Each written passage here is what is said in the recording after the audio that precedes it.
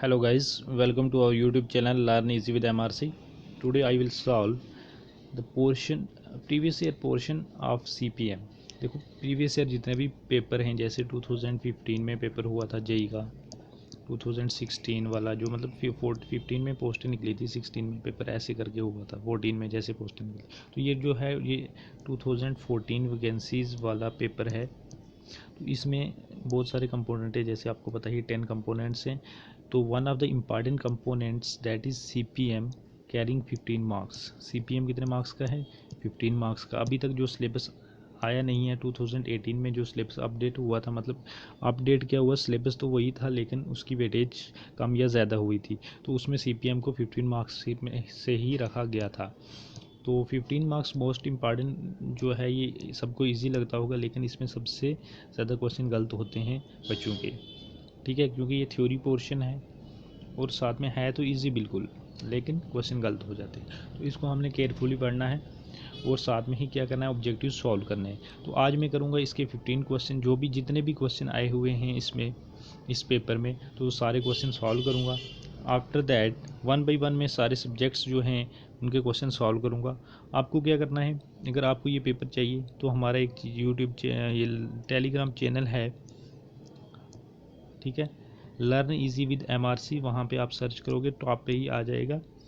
वहाँ पे JEE AE JKPSC AE, उसके बाद IES गेट वगैरह सबके नोट्स मिलेंगे आपको। So let's start. तो देखो क्वेश्चन नंबर 1 है जो आपका, फर्स्ट क्वेश्चन क्या है, certain key events. So first question is certain key events in the life of a project are called. देखो जो हमारा होता है milestone chart.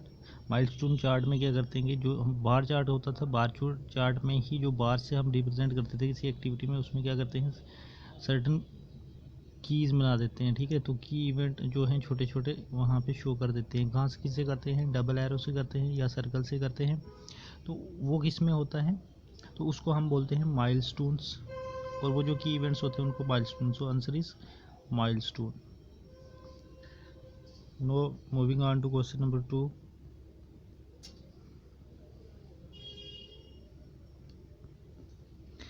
In project management PERT stand for. देखो PERT की फुल फॉर्म पूछी हुई है। तो PERT क्या होता है, programme evolution and review technique. देखो यहाँ पे पहले से ये गलत हो जाएगा, प्रोग्राम आता है प्रोजेक्ट नहीं आता। तो अब बचे दो ऑप्शन में एक एवोल्यूशन है, दूसरे में एस्टीमेट है। तो एवोल्यूशन होता है, एस्टिमेशन नहीं होती, तो क्या आएगा, C answer, programme evolution and review technique. उसके बाद नेक्स्ट क्वेश्चन है, in CPM the earliest time is calculated by. तो अर्लीस्ट फिनिश टाइम, देखो दो टाइम के फिनिश, अर्लीस्ट टाइम दो होते हैं, एक अर्लीस्ट स्टार्ट टाइम होता है, एक फिनिश टाइम होता है। तो अर्लीस्ट स्टार्ट टाइम जो होता है वो होता है TERI। तो आपको पूछा हुआ है अर्लीस्ट फिनिश टाइम EFT, वो होता है TEI, that is earliest start time plus activity की ड्यूरेशन। सो देखो यहाँ पे अर्लीस्ट स्टार्ट टाइम ये है प्लस एक्टिविटी ड्यूरेशन, तो आंसर क्या आएगा, ए। उसके बाद क्वेश्चन जो पूछा हुआ है आपको, in activity if the latest start time is 28। अगर आपका लेटेस्ट स्टार्ट टाइम जो है 28 है, मतलब ये आपको TL ऑफ I दिया हुआ है, TL ऑफ J, और अर्लीस्ट स्टार्ट टाइम जो कितना दिया हुआ है, 18 दिया हुआ है। तो आपको टोटल फ्लोट पूछा हुआ है, तो टोटल फ्लोट क्या होता है, लेटेस्ट माइनस अर्लीस्ट। तो या तो latest start time minus earliest start time होगा, या latest finish time minus earliest finish time होता है। तो यहाँ पे दोनों क्या दिए हुए हैं आपको, लेटेस्ट जो अर्लीस्ट स्टार्ट टाइम दिए हुए हैं, ठीक है, फिनिश टाइम नहीं दिए हुए। तो क्या आएगा, 28 minus 18 which will be equal to 10। तो यहाँ पे आंसर आएगा 10 days.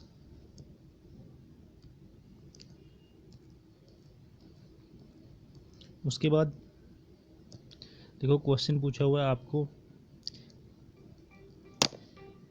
Which network analysis would is method is more useful for the project of repeated in nature. देखो जहाँ पे रिपीट होते हैं प्रोजेक्ट तो हम कौन सी टेक्निक यूज़ करते हैं नेटवर्क की, CPM यूज़ करते हैं। पर्ट में हम वो यूज़ करते हैं जहाँ पे अनसर्टनिटीज़ होती हैं, मतलब जहाँ पे प्रोबेबिलिटी हम यूज़ करते हैं।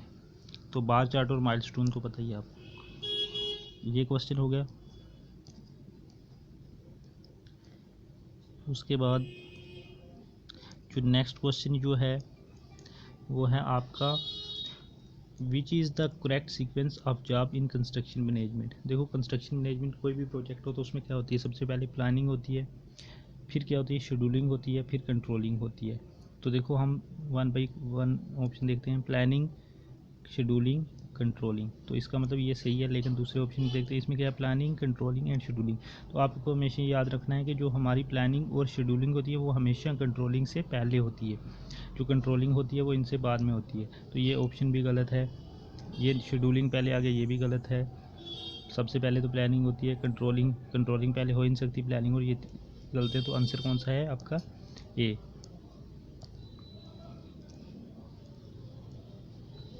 उसके बाद आपको क्वेश्चन पूछा हुआ है which method in the network analysis deal with uncertainties associated with the activities.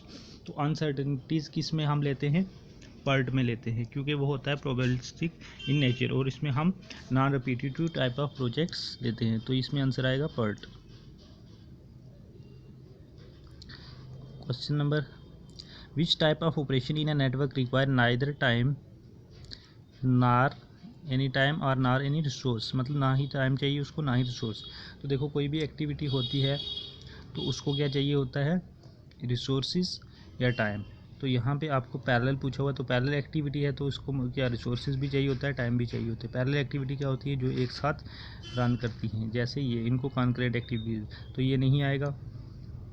Dummy activity, तो ये इसका आंसर आएगा डमी एक्टिविटी। डमी एक्टिविटी एक ऐसी एक्टिविटी है जिसको हम डैश्ड एरो से रिप्रेजेंट करते हैं, जो ना ही आपका रिसोर्स कंज्यूम करती है और ना ही टाइम। तो answer is dummy. Serial activity क्या होती है, सीरियल एक्टिविटी का मतलब है कि 1 बाई 1 चल रही है, जो एक कंप्लीट होगी तो दूसरी, ठीक है, तो इसको बोलते हैं सीरियल एक्टिविटी।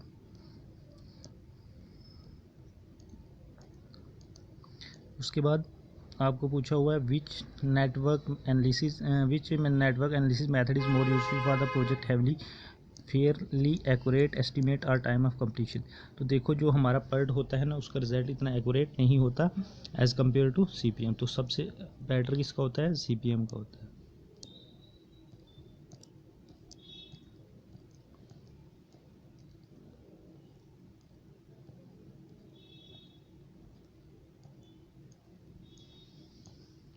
उसके बाद एक क्वेश्चन ये है, in network analysis the commencement of or completion of an activity is called. देखो अगर कोई भी एक्टिविटी स्टार्ट होती है तो या फिर ख़त्म होती है, देखो ये एक्टिविटी है, इसका इवेंट मान लो आई हो जे है, तो आई इवेंट से स्टार्ट होगी जे पे ख़त्म होगी, तो इसके स्टार्ट होना और फिनिशिंग होने को क्या बोलते हैं हम, टाइम बोलते हैं, नहीं बोलते ना, ड्यूरेशन भी नहीं बोलते, इवेंट बोलते हैं या पीरियड बोलते हैं। तो इसको क्या बोलते हैं हम, इवेंट बोलते हैं, ठीक है। स्टार्टिंग और finishing of an activity is known as event. उसके बाद क्वेश्चन है आपका ये पर्ड पे, in a project activity for completion if the most optimistic time is 4 days, most likely time is 6 days and most pessimistic time is 11 days। देखो आपको पता है कि 3 तरह के टाइम होते हैं, T0, TL एंड TP। तो हमें निकालना है एक्सपेक्टेड टाइम। तो पर्ट में एक्सपेक्टेड टाइम कैसे निकालते हैं, TE से। फार्मूला क्या होता है, T0 plus 4TL plus TP divided by 6। T0 की वैल्यू कितनी है, 4। जो सबसे कम होता है वो होता है ऑप्टिमिस्टिक, सबसे ज़्यादा जो होता है वो पेसिमिस्टिक होता है, और बीच में जो होता है हमेशा याद रखना वो कौन सा होता है, most likely time. 6 into 4 plus 11 divide by 6, तो ये आंसर आ जाएगा आपका 24 और 28 39 डिवाइड बाई 6, 6 6 36, बचा आपका कितना 3, तो ये 0.5 आ जाएगा, तो 6.5 डेज आंसर आ जाएगा इसका। नेक्स्ट क्वेश्चन है the maximum amount of time that an activity can be delayed without extending the completion time of the overall project. जब भी ओवरऑल प्रोजेक्ट की बात आए तो आपको पूछा होगा मैक्सिमम टाइम हम कितना डिले कर सकते हैं, तो वो हमेशा होता है टोटल फ्लोट। यहाँ पे फ्लोट दिया हुआ तो इसलिए हम यहाँ पे आंसर आएगा फ्लोट। ठीक है, प्रोजेक्ट की बात जब आती है तो उसमें टोटल फ्लोट का कंसेप्ट लगता है, तो यहाँ पे फ्लोट आएगा। क्रिटिकल बात तो आंसर नहीं आ सकता, टाइम लिमिट भी नहीं आ सकता और ड्यूरेशन पे नहीं आ सकता।